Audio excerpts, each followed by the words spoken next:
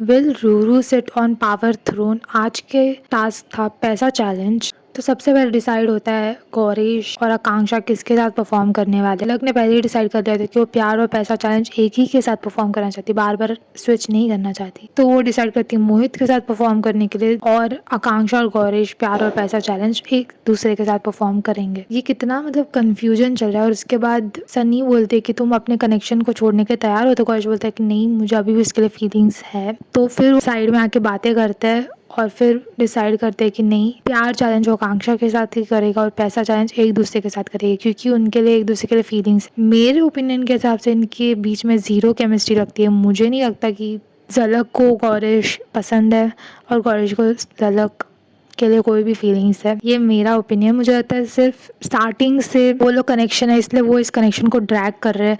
झलक भी मुझे इतनी इंटरेस्टेड नहीं लगती। आई थिंक उसे भी मोहित के साथ परफॉर्म करना है, जो कि स्ट्रॉन्ग परफॉर्मर है, बट ये चीज़ वो सिर्फ ड्रैग किए जा रहे हैं। But anyways at the end Akanksha और मोहित एक साथ परफॉर्म करने वाले हैं, और गौरीश और झलक। गुल्लू की टीम बनने वाली है और सुजैन की टीम बनने वाली है, जो दो पावर मैच है उनके बीच में होने वाला है ये चैलेंज। और गुल्लू अपने टीम में योगेश और रूरू को लेता है, जो कि उनके अलायंस में है नहीं। और फिर ये लोग का दम शराज टाइप एक चैलेंज है, जिसमें योगेश और रूरू को सेकंड स्टेज में रहता है। सब कुछ उनका डिसाइड हो चुका है कौन कौन से स्टेज में खेलने वाला है। बट उसके बाद सनी ये चीज़ बोलती है कि सेकेंड स्टेज में एक एडवांटेज होने वाला है। उसके बाद गुल्लू और कायरा को सेकंड थॉट्स आने लगते हैं कि अगर कोई एडवांटेज है तो वो हमारे पास होना चाहिए, जो कि वैलिड है। मुझे लगता है गुल्लू कायरा का एक लालच कि नहीं, हमारे पास एडवांटेज आना चाहिए, दूसरे अलायंस के पास चला जाएगा, पता नहीं वो क्या डिसीजन लेंगे। उनकी तरफ से बिल्कुल सही था, उनको चाहिए था कि आप स्विच कर ले। और योगेश और रूरू भी बहुत डिफेंसिव हो रहे थे, उनकी तरफ से भी ये सही था। मुझे तो दोनों क्यों कोई एडवांटेज छोड़ेगा। तो इसमें मैं किसी को जज ही नहीं कर सकती, दोनों अपनी अपनी जगह सही थे। But at the and Gullu decide करते कि नहीं, वो योगेश और रूरू पे भरोसा करेगा एडवांटेज को लेकर, और वो लोग अपना चैलेंज परफॉर्म करते हैं। और उन्होंने अपना चैलेंज बहुत ही अच्छी तरीके से परफॉर्म किया। योगेश और रूरू ने बहुत अच्छा परफॉर्म किया, सबने अच्छा गेस भी किया है। ओवरऑल पूरी टीम का परफॉर्मेंस बहुत अच्छा था। और फाइनली एडवांटेज मिलता है, और एडवांटेज मिलता है रूरू को। और दूसरे टीम के परफॉर्म करने की बारी आई, तो वो लोग ने सेकेंड राउंड में विशु और सुजैन अपने आप को भेजा, जो कि सेल्फिश रीजंस के हिसाब से, मतलब अपना अगर गेम के बारे में सोचे तो सही था विशु और सुजैन की तरफ से। बट अगर ग्रुप जीतने के लिए सोचे तो मुझे नहीं लगता वो सही था, क्योंकि ऐसे चीज़ में आई थिंक निहारिका और सौरभ ज़्यादा अच्छे होते, और उन्होंने इतने धीरे परफॉर्म किया है, बहुत ही ख़राब। और जो लड़के हैं मोहित, टेन और हर्षित, तीनों ने मतलब केक वॉक किया है वहाँ पे।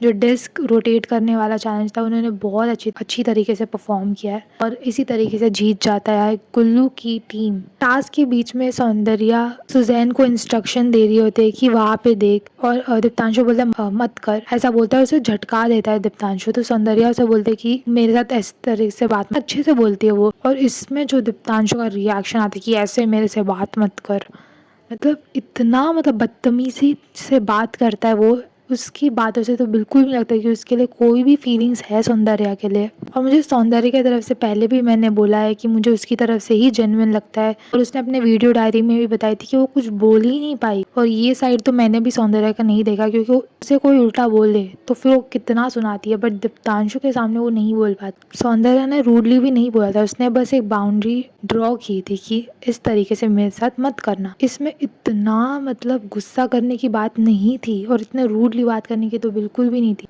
मुझे ये सब देख के तो लगता है कि दीप्तांशु सौंदर्या की रिस्पेक्ट ही नहीं करता। पहले के भी एपिसोड में जब वो आई थी, अनुष्का ने उसे चैलेंज किया था मेकअप लगाने वाला, उसने बोला कि नहीं तुम नहीं करोगे, तब भी उसने एकदम डिसरिस्पेक्टफुली चिल्ला के बात किया था। मुझे तो बहुत ही बदतमीज़ लगा ये। पहले के एपिसोड में मेरा फेवरेट दीप्तांशु ही था, पर अभी जैसे जैसे एपिसोड्स आ रहे हैं मुझे बिल्कुल भी नहीं पसंद आ रहा है वो। उसका बिहेवियर बहुत ही रूड लगता है। और सुजैन की टीम ने बहुत ही गंदा परफॉर्म किया है, और ऑब्वियस चीज़ गुल्लू की टीम जीत जाती है, और रूरू को मिलता है एडवांटेज कि 60,000 स्प्लिट कॉइन्स मिला, और वो डिसाइड करेगी अपने पास पूरा रख सकती है या किसी और को भी दे सकती है, और वो चीज़ अकेले डिसाइड करेगी। अब स्पॉइलर अलर्ट, मैंने ऑलरेडी कुछ सुन लिया है स्पॉइलर कि रूरू एंड तक पावर थ्रोन रूरू के पास ही रहने वाला है। तो मुझे तो क्लियरली समझ चुका है कि रूरू सारे मे बी सबसे ज़्यादा स्प्लिट कॉइन्स वही रखने वाले हैं, और पावर थ्रोन में वही बैठने वाली है। डेफिनेटली पूरे डायनामिक्स चेंज होने वाले हैं। अगला डोम सेशन एक्चुअली इंटरेस्टिंग होगा देखने के लिए, क्योंकि पहले के जो पावर मैच और जो आइडियल मैच है, दोनों जो थ्रोन में बैठते थे वो एक ही टीम से थे, गुल्लू सुजैन, आकांक्षा गौरेश। तो फिर इतना कुछ उनके बीच में कुछ राइवलरी कुछ दिखाई नहीं दी, कुछ भी प्रॉब्लम्स नहीं दिखाई दे। अब Saurabh Niharika versus maybe Gullu Ruru, तो आई थिंक अगला डोम सेशन इंटरेस्टिंग होगा देखने के लिए। और एक चीज़ भाई, अनीशा को क्यों रखा है? मतलब ये स्प्लिट्स विला है, कनेक्शन होगा तो ही आप रखो ना। मतलब वो बस वहीं पे है, टास्क भी परफॉर्म नहीं करती मोस्टली, कुछ कनेक्शन भी नहीं है उसका, वो बस ऐसे नॉन एग्जिस्टेंस ही हो चुकी है। विला में घर जाने दो ना। आई थिंक जिनके पास कनेक्शन ही उनको घर भेज देना चाहिए। स्प्लिट्स विला है। अनीशा तो कितने ही टास्क उसने परफॉर्म भी नहीं किया है, कोई 1-2 टास्क परफॉर्म किए हैं और वो ऐसी ही खड़ी रहती, तो पूरी नॉन एग्जिस्टेंट बन चुकी है इस एपिसोड में। क्यों ही उसे ड्रैग कर रहे हैं इतना।